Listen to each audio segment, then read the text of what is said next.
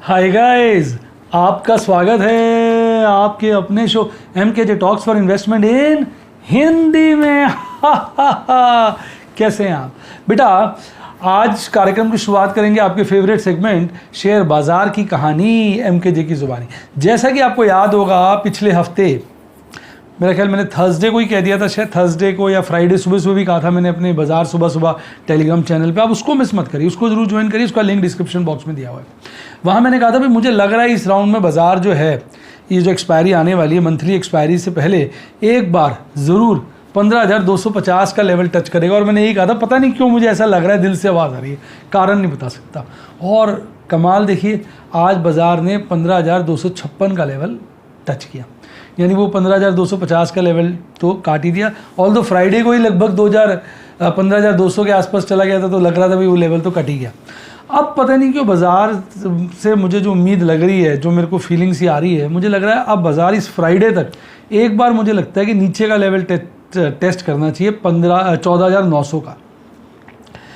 मतलब MK zigzag theory के चलते मुझे ऐसी फीलिंग सी आ रही है कि 15,000 जो इसने अभी 256 का हाई बनाया है और ऊपर भी जा सकता है, लेकिन नीचे का एक लेवल फ्राइडे तक ऐसी फीलिंग आ रही है कि 14,900 जरूर टेस्ट करेगा। और 14,900 को अगर डिसिसिवली काटता है और फिर थोड़ा सा राइज भी होता है, तो उसके बाद हो सकता है 14,600 को टच करने की कोशिश करे।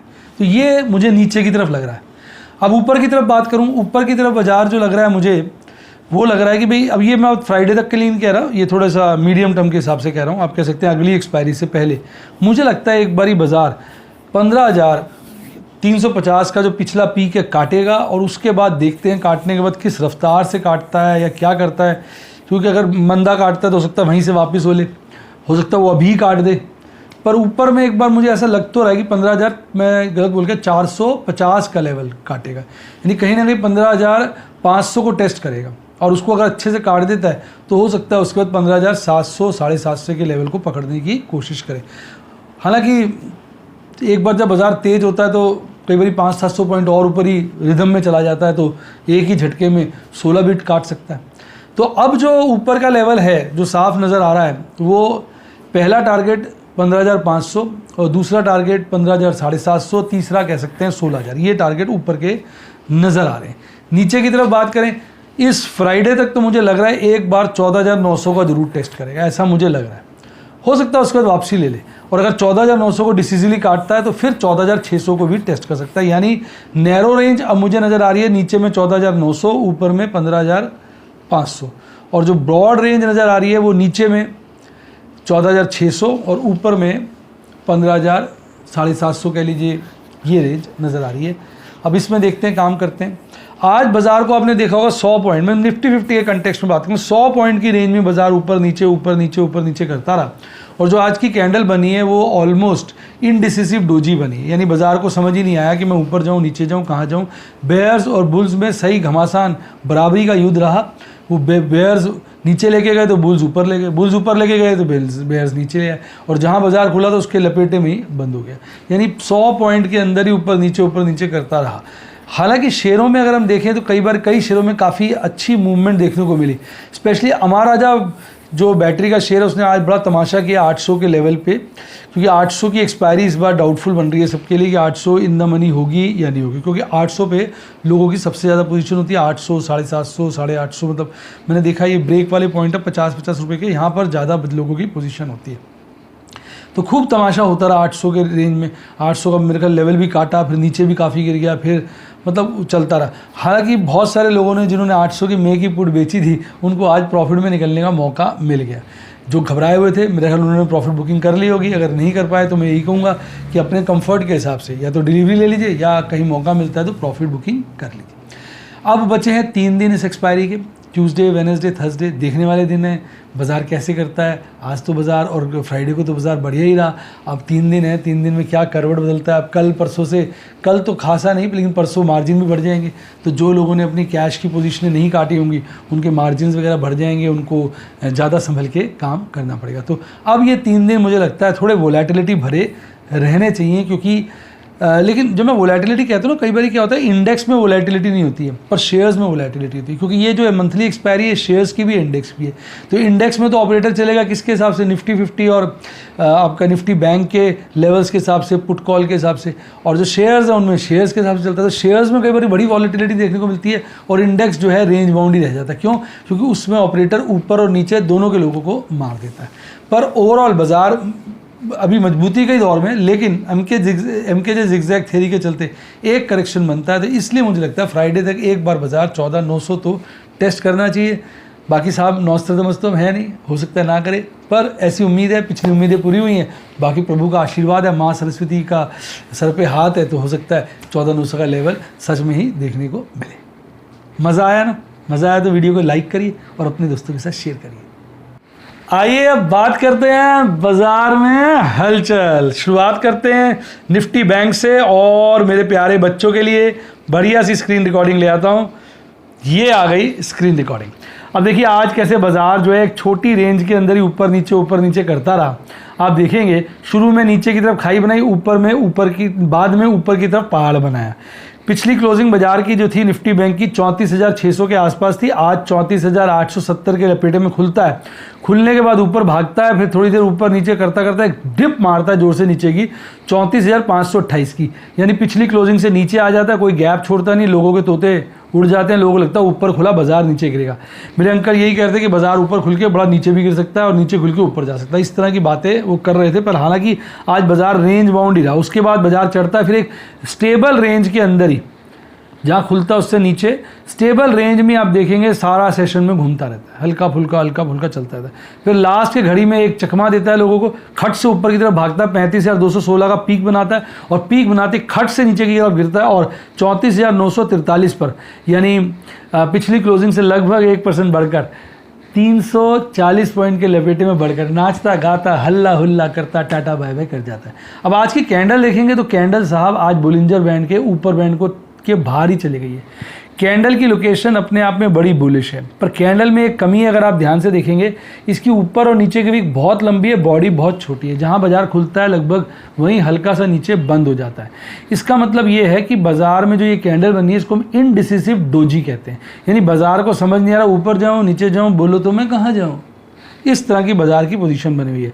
कैंडल अपने आप में मजबूत है, इसमें कोई दो राय नहीं है, पर अब मुझे लग रहा है निफ्टी 50 के हिसाब से मैंने बताया दिया एक लेवल बाजार का टच होना चाहिए, तो उसके चलते अगर निफ्टी 50 गिरेगा तो काफ़ी उम्मीद है निफ्टी बैंक में भी करेक्शन देखने को मिलेगी। अभी कैंडल स्टिक चार्ट पे कैंडल जो है कंफ्यूजिंग है और वैसे पोजीशन बड़ी उसकी बुलिश है।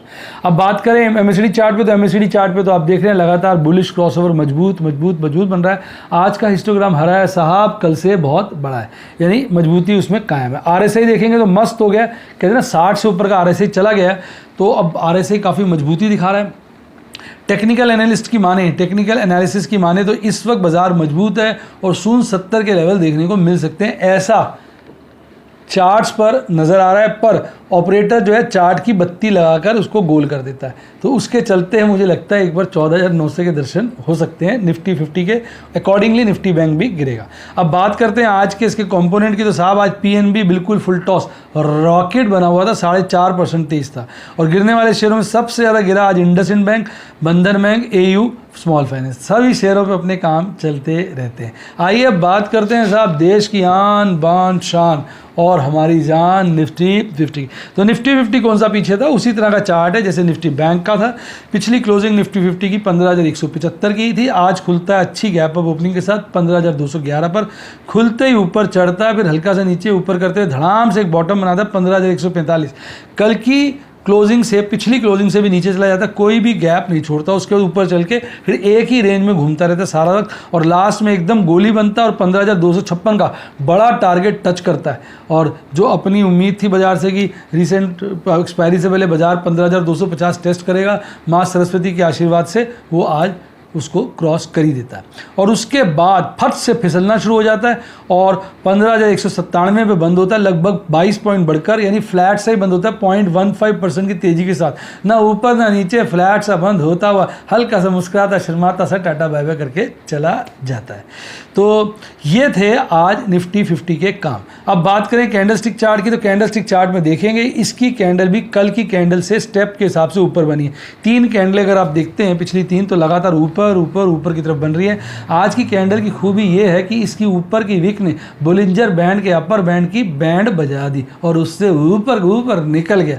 हालांकि इसने क्लोजिंग तो बोलिंजर बैंड के अपर बैंड के नीचे ही दी है। Location wise candle full toss strong है। अपने आप में कैंडल जो है उसकी बॉडी बहुत छोटी नहीं है, जैसे आपने निफ्टी बैंक की देखी थी, रिलेटिवली ठीक है इसकी बॉडी आज, पर ऊपर नीचे की भी बड़ी है, तो कहीं ना कहीं कंफ्यूजिंग इनडिसिसिवनेस बाजार में नजर आ रही है।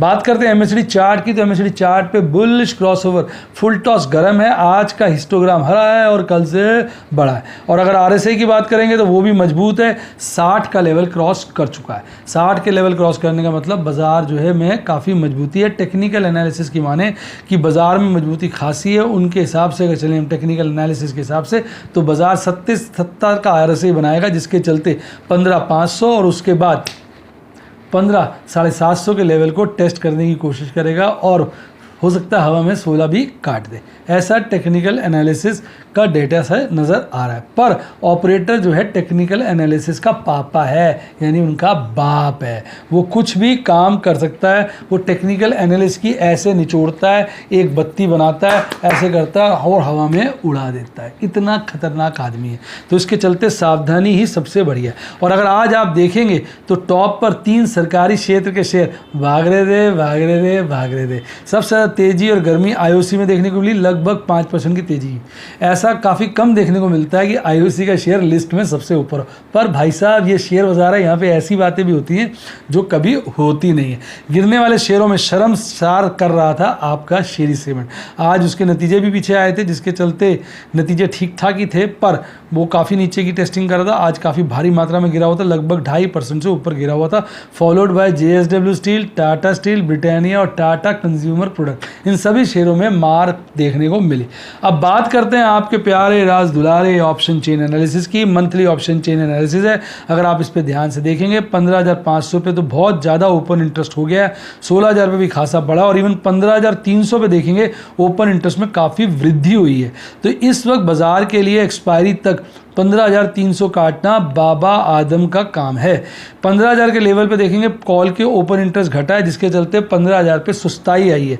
15,000 के लेवल पे पुट का ओपन इंटरेस्ट बहुत ज़्यादा बढ़ गया है, तो इसलिए बाजार इस वक्त इस एक्सपायरी तक अगर हम ऑप्शन चेन एनालिसिस की माने तो 15,000 और 15,300 के बीच में बंद होगा। अगर ये दोनों तरफ के सौदे में ऑपरेटर ज़्यादातर सेलर बना हुआ है तो फिर तो बाजार ये रेंज बाउंड ही चलेगा, शेयर वाइज मूवमेंट काफ़ी होगी, पर बाजार 15,000 और 15,300 के बीच में ऐसे हिचकोले मटकाता हुआ अपनी एक्सपायरी दे देगा। पर मैंने आपको पहले भी बोला है, ऑपरेटर सबका बाप है, वो सारी डेटा की बत्ती बना के हवा में फुर्र से उड़ा देता है।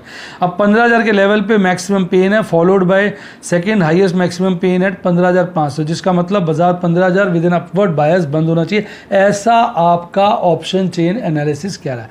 मेरी बात को सीधे सीधे समझिए, टेक्निकल एनालिसिस और ऑप्शन चेन एनालिसिस जो रिजल्ट आता है वो मैं आपके साथ शेयर कर लेता हूँ। उसके साथ मैं ऑपरेटर को दिमाग से सोचने की कोशिश करता हूँ, जिसके चलते कॉन्ट्रेरियन व्यू देता रहता हूँ कि बाजार जो है रिवर्स भी मार सकता है, क्योंकि ऑपरेटर सारे technical analysis option chain analysis का पापा है। अब बात करते हैं आपके एफआईज और डीआईज की। एफआईज डीआईज अपने रूटीन में आ चुके हैं। एफआईज खरीदी जाए, डीआईज बेची जाए, जिसके चलते आज नेट में बिकवाली निकली, इसलिए बाजार टुक टुक टुक टुक टुक टुक चलता रहा। अगर हम बात करें एफआईज की, तो एफआईज ने पिछली सेटलमेंट में 510 करोड़ से ज़्यादा के माल की नेट खरीदारी की थी और आज और ज़्यादा 585 लगभग 600 करोड़ की नेट खरीदारी की है। पर डीआईज रिलायंस ने मामला पलट दिया है। पिछली बार उन्होंने 650 करोड़ की नेट खरीदारी की थी, आज पलटी मारी, भारी प्रॉफिट बुकिंग करी, जिसके चलते 707 करोड़ की नेट बिकवाली कर डाली, जिसके चलते पिछले सेटलमेंट में बाजार की पिछला जो सेशन था उसमें बाजार में लगभग 1150 करोड़ की नेट खरीदारी आई थी और आज एक हल्की छोटी 122 करोड़ की नेट बिकवाली देखने को मिली। तो ये थी सारी कहानी बाजार की। तो दोनों तरफ की तैयारी करिए और गाना गाइए मेरे साथ, रामलाल मस्ती में आग लगे बस्ती में। बाजार ऊपर जाए नीचे जाए, अपन तो मस्ती में चलेंगे। आइए अब बात करते हैं आपके सबसे फेवरेट सेगमेंट की, जिसका आपको इंतजार रहता है, वो है MKJ स्टूडेंट टॉक्स। प्रभु के आशीर्वाद से, प्रभु की कृपा से और आप लोगों की शुभकामनाएं से आज उतना बड़ा प्रॉफिट तो नहीं, पर हालांकि 70,000 के लपेटे में टोटल प्रॉफिट बुकिंग करी। एक्सक्लूसिव प्रॉफिट की बात करें तो सबसे ज़्यादा प्रॉफिट बुकिंग ओपेल और बेरिल के डेमोन्स्ट्रेशन में देखने को मिली, लगभग 31,050 की, और सेकंड हाईएस्ट जो देखने को मिली एमराल्ड और सफायर की, और थर्ड देखने को मिली प्लैटिनम और रूबी की।